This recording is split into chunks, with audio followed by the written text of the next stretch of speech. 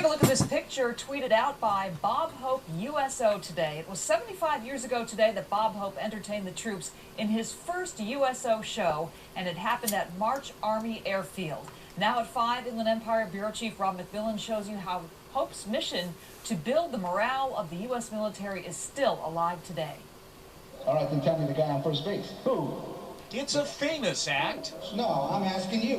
Who's on first? Who's on First by Abbott and Costello. What do you want to know? I want to know what's the third baseman's name. What's the second? I'm not asking you who's on first. I don't know. Performed today at March Air Reserve Base to a crowd of hundreds, exactly 75 years to the day that Bob Hope performed his first USO show in this very place, bringing much-needed laughs to 2,000 servicemen. This is where it all started.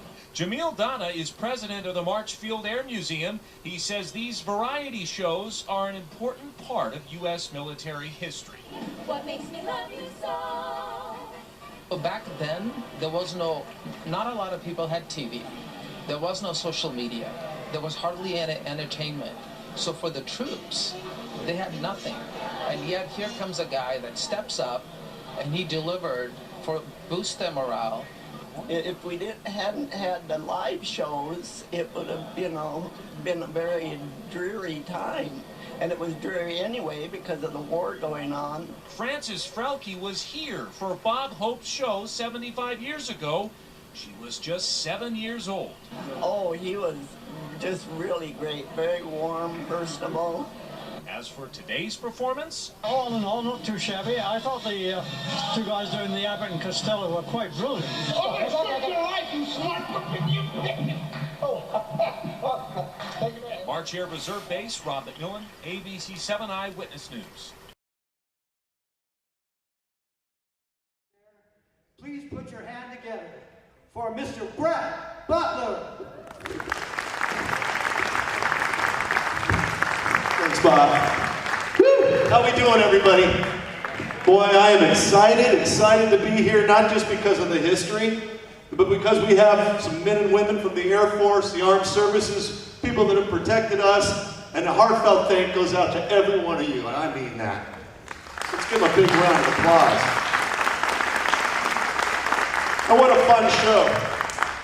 Boy, Elin Otto, that got me right here. Listen to that was something else. I'll tell you, God bless everybody, and if that's a problem, I've done shows, I've heard people gasp when I say the word God. Let me throw this out real quick. Warning. Today's program contains material that may be deemed offensive by the chronically offended in the room. Listener discretion is advised. There. Now I can say God, I can say whatever we want. That lays it wide open for us. And you know something, I'm a little upset. I'll tell you why.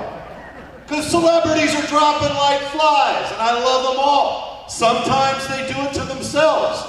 I grew up in the 60s and 70s listening to records, boy that dates me, of my favorite comedian. But he's not going to be doing any Yellow pudding ads anytime soon, if you know what I mean. I got another one too, boy, this one gets me. We lost a great celebrity. I don't know if you heard about this. 85 years old. He went from repeated jabs to the stomach. The Pillsbury Doughboy died the other day. Hang on a minute, I get upset. He leaves behind a beautiful wife, Jane, his son, John. Services are set this Saturday at 3:75 for about 20 minutes. I'm sorry. And then how about these celebrities that are like Teflon? They take themselves out and then bounce back. Watch, take a picture. It'll last longer. Right? Hey, how did Pee Wee Herman do it? He's got a new show coming out. How do you do it, Pee Wee? Well, I don't know. I just try to stay young and do the best I can. Why don't you tell everybody where you work, Brett? Okay, I think I will. Work at Disneyland. I love what I do. I do that in my spare time. I make the animated figures for the rides. And one thing that people ask when they find out you work at the Magic Kingdom, the happiest place on earth, And it's not, can you get me in? Because I hear that all the time. It's, tell us some secrets. Tell us some inside stories about the Magic Kingdom that no one knows. That's when I start to have fun. Because I like to pepper the truth with fiction. I'll give you an example. We're here on Main Street, USA. Hello, and welcome to this happy place called Disneyland. And I like to tell my guests, right across the way is the fire station. And if you look over it, that's Walt's apartment. Okay, that's a fact. Then comes the BS.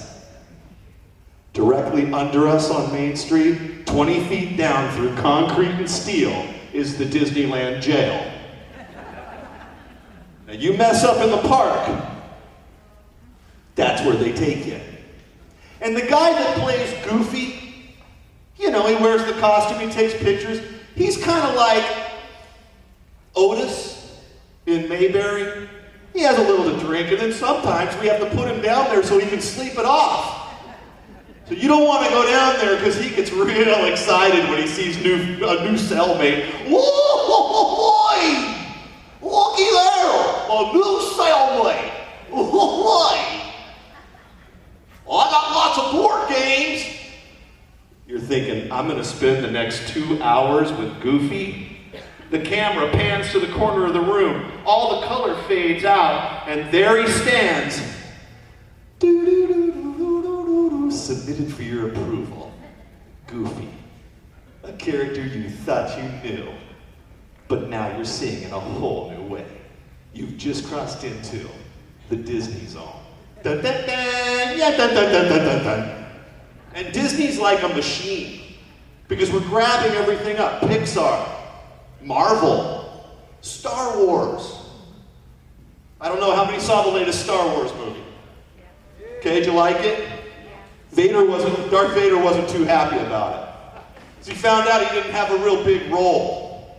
I remember how it went down when he came into the office to talk to his new boss.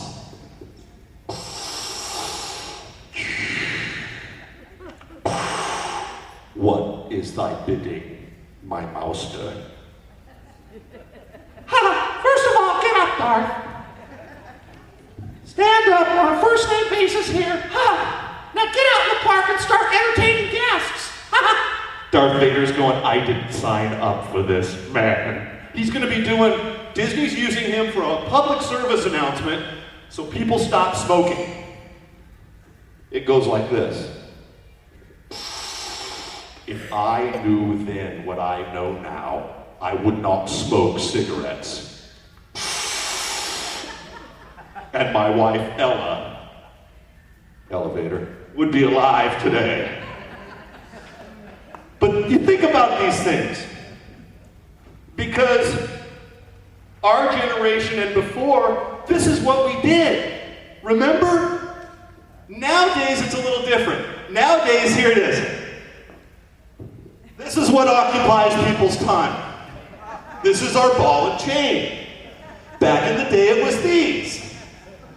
Now it's these. I remember growing up, only one guy had one of these. And it sounded like this. Captain's Log, 4.4.1. Scotty, we've beamed to the Air Museum. Don't bother beaming us anytime soon, Scotty. We're having the time of our lives. Right? One guy had them. But in the day, these were everything. Even movie stars used them. It was like a prop. They say games are simple. I never met one that didn't understand a good Chesterfield. Sorry I had to slap you folks around, but you got hysterical when I said we're all out of cigarettes. Why, sure. Here's a real commercial from the 50s. It's all in the filter. That's right, the fiberglass filter that gives you squeaky clean smoke in every draw of a Pall Mall. That's why 4 out of 5 doctors recommend Pall Mall over any other cigarette. Now, can you imagine that, your doctor? Okay, Johnny, let me see your arm. Yeah, it looks like a simple infection. I think we can go ahead and clear it up. Oh, sorry about that. Let me get that ash out of there. Here's a real radio ad from the 90s. Everybody always told me how bad cigarettes are. Look at me. I've been smoking for over 30 years. And just the other day, my girlfriend called me up and said, Denise, you never look better. We love them. We love them. But it's bad. We know they're bad, so I'm going to get rid of this right now.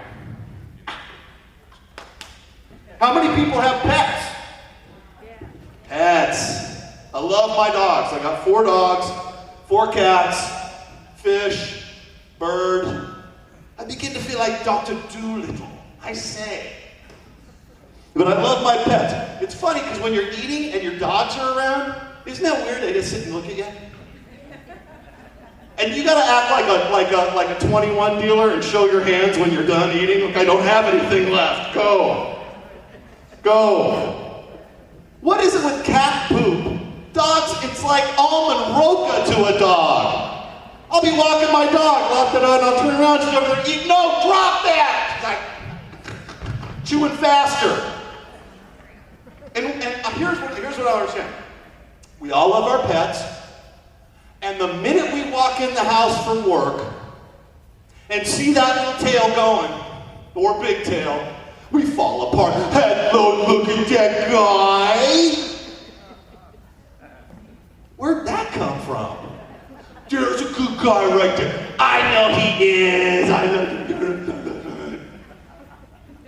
God forbid your friends would see this. You know, it'd be funny because we control it. But what if we went out in the world And the pet voice took over. So like the most mundane thing, here, I'll give you an example. Hi, welcome to Carl's Jr. Can I take your order? Does you want to take my order? There's a good guy right there. You can pull up to the guy's like, pull up to the window, please. Gonna lie. Then you get it and he goes, you say, there's a good guy, he's got my burger. I love that guy right there. Right? You said you had a pet. Did you raise your hand? Who raised their hand and said they had a pet? What's your pet's name? Well, I have 5 of them. Will you come up here for a minute? Because I can't come to you. What's your name? Sharon. Sharon, how you doing? Fine. Good to see you. So, Sharon, what's your pet's name? Well, I have 5 of them. Okay, well, what's your I'm not going to say your favorite, because I know they're all, well, pick one of them. Betty? White. Betty White. And how do you talk to Betty White when you go home? She didn't think I was going to do this to her, huh? All sound like how I talk to my cat. Oh, you sweet little thing. Why did you do that way? You know you're not supposed to do that way. Now get up here. Come on. Go outside. Oh, but you're such a sweet little girl. I love you so much. All right, that's called bravery. Thank you very much. Give a big round of applause. That was awesome. The pet voice. Think about that next time you go home and talk to your pet. I'm going to get out of here, but I want to tell you something. The most important thing in life, they're not things, right? They're the people sitting right next to you. It's friends and family. So love yourselves. I love you. I'm Brett Butler. You guys are great. Thank you very much.